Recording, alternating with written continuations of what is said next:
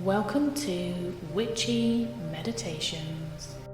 As we feel the energies of Aries season, Mercury Retrograde in Aries, and the new Moon Solar Eclipse in Aries, we may need to find time to ground ourselves and cleanse our space.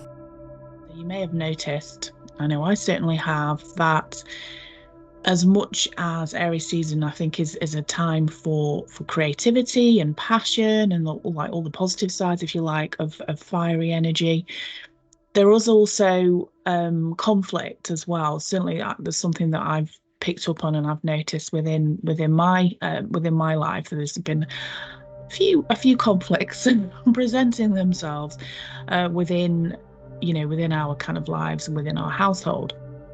So it's obviously important to try and do things to reduce that and to try and make things a little bit calmer, so that everybody can, enjoy a nice, happy, comfortable existence, which is what we all want, isn't it?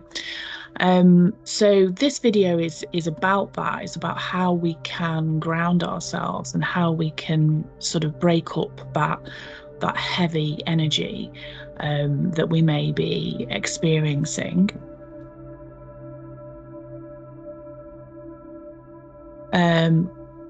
So I'll talk a bit more about that in a moment. So, of course, it is the new moon solar eclipse in Aries tomorrow being the 8th of April. This video has been recorded on the 7th of April. Mercury is in retrograde right now, and it's in retrograde within Aries. So all of these things will be helping to create that fiery energy. And with Mercury being in retrograde in Aries, we may be a little more inclined to say things that we don't mean. We may be more inclined to use harsh words when, and maybe also experiencing internal conflicts as well, internal frustrations, maybe even, stronger emotions of that. We might even be feeling, quite angry at different points. So this video is about that. So something that I do in my household, and I have touched on it before in another video that I shared on YouTube. You can get to that. It's all about my practice of being a white witch. So I will share a link to that in the description of this one, so you can watch that if you want to. But basically, one of the things that I do is I use incense and sage, either or, both sometimes, to cleanse my space. Now, I mentioned in a previous video that I do use sage very often before a yoga practice. So I'm kind of cleansing the space that I'm practicing yoga in, which I find really helpful. But I also use sage and incense to cleanse the house as well. And most particularly, I will do that after there's been some conflict. And I'll explain why in a moment. But have you ever noticed that, sometimes, we walk into a room and we can discern that there's been some kind of conflict that's taken place in that room. We can kind of sense it. So you walk into a space and you think, oh, what's kind of gone on in here? You can feel something. And what we're sensing there is an energy, basically, and we're sensing it with our intuition. So when you pick up on something like that, but believe in those senses, believe in that intuition. I think that's really important. But so that's what I'm talking about, really. So that when there is conflict, there is an energy that is kind of left there. Now, it's difficult for me to kind of prove that scientifically, other than to say, to talk about that experience of walking into a room and, maybe you've not heard the conflict, maybe you've arrived sometime after the conflict has taken place, but you can discern it. You can feel an atmosphere. People often refer to it as an atmosphere. So cleansing the space helps with that. So I find that works well. So recently, as I say, in our household, there has been a little bit of conflict. We've all experience some impacts from the fiery energy kind of around us, from the current sort of planetary alignments. So what I've done, so I've cleansed the household to help balance that out. And I'll talk through the process of doing that. So you can buy incense from lots of places now. It's pretty easy to come by, very easy to buy online as well. And perhaps maybe choose a flavor, if you like. Say flavor, it's a smell really, but choose one that you think you're going to like the smell of, and obviously as time goes on you will be more familiar. So that's the more of a difficult side of it. If you're buying it online, you can't kind of smell it first, so it is easier in that respect to buy it in person. But wherever you get it from, all you need to do is light the incense and then literally walk around the household, perhaps spending a little longer in the spaces where the conflict has taken place. So you might want to sort of stand there for a couple of minutes, and you can use a feather or indeed your hand to kind of fan that smoke around. I don't always remember to do that, I have to say.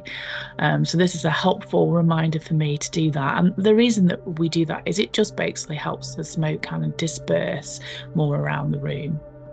You might want to not stand under your smoke alarms while you do this. I mean, incense doesn't tend to produce a lot of smoke, but obviously if you were standing under the smoke alarm for a period of time, it might go off, which we would probably want to avoid that. Otherwise you might feel a little bit more conflict with that loud noise that's created.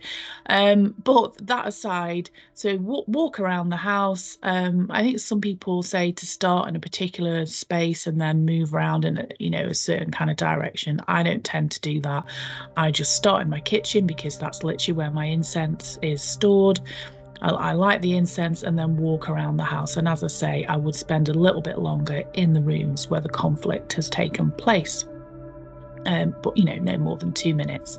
Remember to fan the smoke around using a feather or indeed your hand. And once you have been through all of the rooms, and this would include things like a pantry, if you're lucky enough to have a pantry, or understairs cupboard, overstairs cupboard.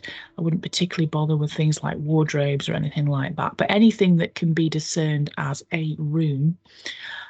Move through all of that and then just return to a location where you can place the incense down into an incense holder and place that on a fire safe surface like tiles. I sometimes put mine on top of the hob, in between, sort of on the metal of the hob. I wouldn't particularly put it on a worktop, although incense is probably less likely to cause a fire than a candle.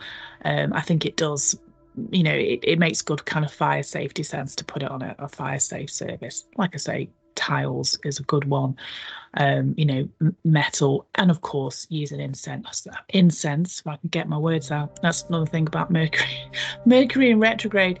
I don't know if you've noticed it, but I definitely have noticed that I sometimes am finding that I'm struggling to say words. It's completely normal. So if you're experiencing that, don't worry about it. It's normal. It will pass.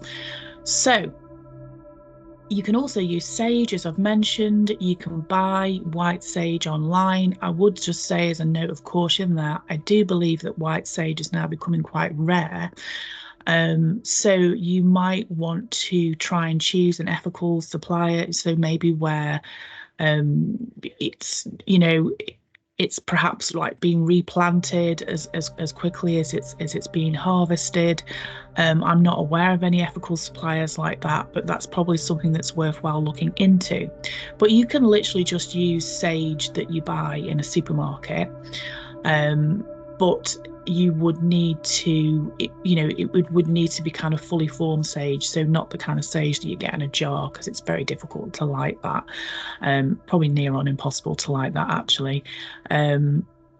With any, where it would stay lit for any longer than a few moments. That being said, you might be able to put it on some You can get coal, little pieces of charcoal, sorry, that you can burn things on. So you might be able to do it that way, but I haven't tried that, so that's not something that I'm particularly recommending, but it's something you could, I guess you could look into.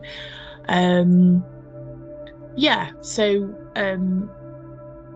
as I say, you can buy fresh sage from the supermarket, and then you can dry it yourself. It doesn't take that long to dry, actually. You could put it in an airing cupboard if you have one of those. You could maybe put it, hang it from the window and let the sunlight dry it out. So you can basically dry it yourself, and then you can actually just burn that. And of course, if you're walking around the house with anything that is lit, even if it's it won't burn, it won't be like a candle, it won't have a naked flame on it, but I would say make sure that you use put something underneath it to protect any of those embers from falling on your carpets or your soft furnishings or whatever. So put something underneath it as you're walking around. But basically, once you've dried it, you can light it and then walk around your space and use it in exactly the same way as you would use incense. And as I say, you can buy sage online. You can get them from all sorts of different places. I'm currently trying to remember, and it's eluding me completely, the name, the proper actual name of them. I want to call them sage wands, but they're absolutely not called that. And I can't for the life of me bring the name to me.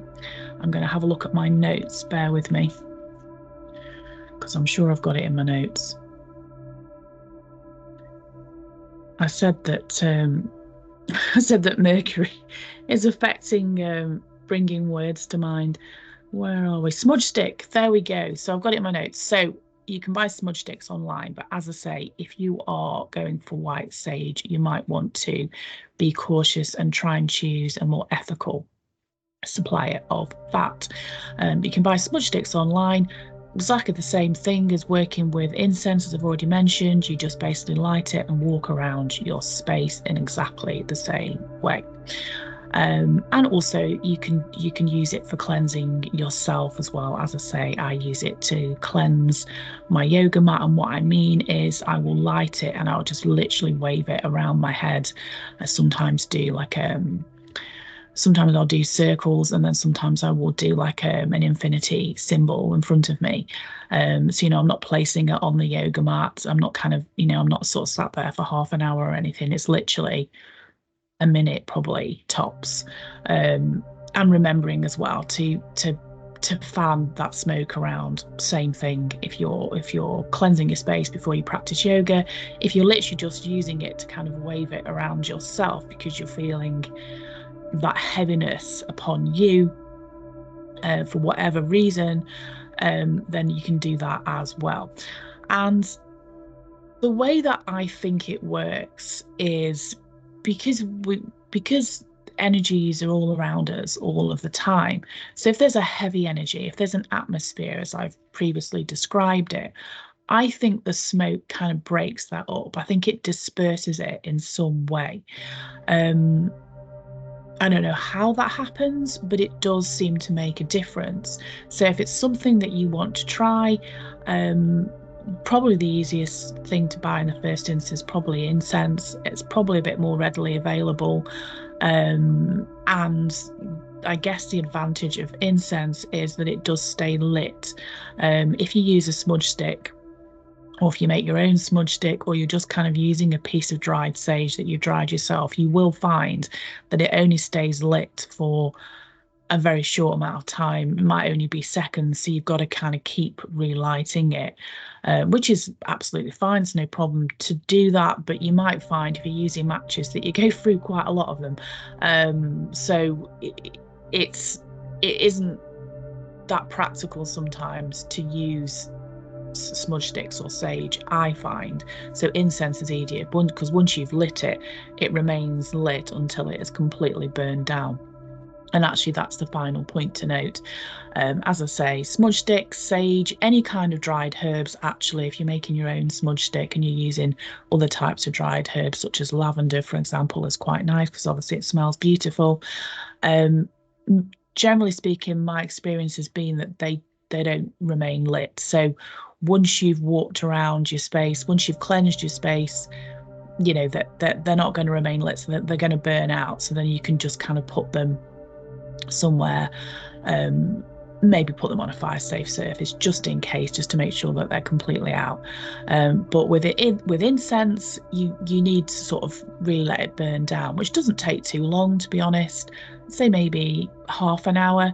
So once you've kind of put it on your fire safe surface, let it burn down. If you do need to put it out because perhaps you need to go somewhere, or you just don't have time to wait for it to burn down, you can wet your fingers and pinch the end of it. You can, I'm not sure if you can, I don't think you can really blow it out. You could run the tap over it, but the downside of that is that means that incense is kind of going into the water system, and I don't really know whether that would be deemed a kind of a good thing or not. It really probably depends on what the incense has been made out of. So I probably would maybe avoid running it, putting it under the tap from a kind of like planetary kind of ethical standpoint. It's not something I've looked into, so I don't know how detrimental that would be, but I would maybe say avoid that. So if you can't wait for it to burn down, then as I say, wet your fingers and pinch the end. Make sure it's out before, of course, leaving the house. But as I say, it probably maximum half an hour for most incense to burn down. And actually, you can get much smaller pieces as well, which would take even less time. So I'm talking about the long. They're about 30 centimeters in length. They probably take about half an hour to burn down, give or take. Although I've never timed them. So, but there we go. So hopefully that's useful. Maybe give it a try, go from your own experience of it. Is it placebo? I don't know. I do think it works. I do think it makes a difference. I've definitely found that to be the case for me. So give it a try if you haven't already. But yeah, that's it. So thank you so much for watching. As ever, please do take the time, if you would, to like, share, subscribe, and also something I've not mentioned on previous videos. If you click the notification bell, that means you'll get notified when I create new content. So that's also a really helpful thing for me, because it helps other people to find me. It helps with those YouTube algorithms. So yeah, that's everything. Thanks so much for watching. Bye for now.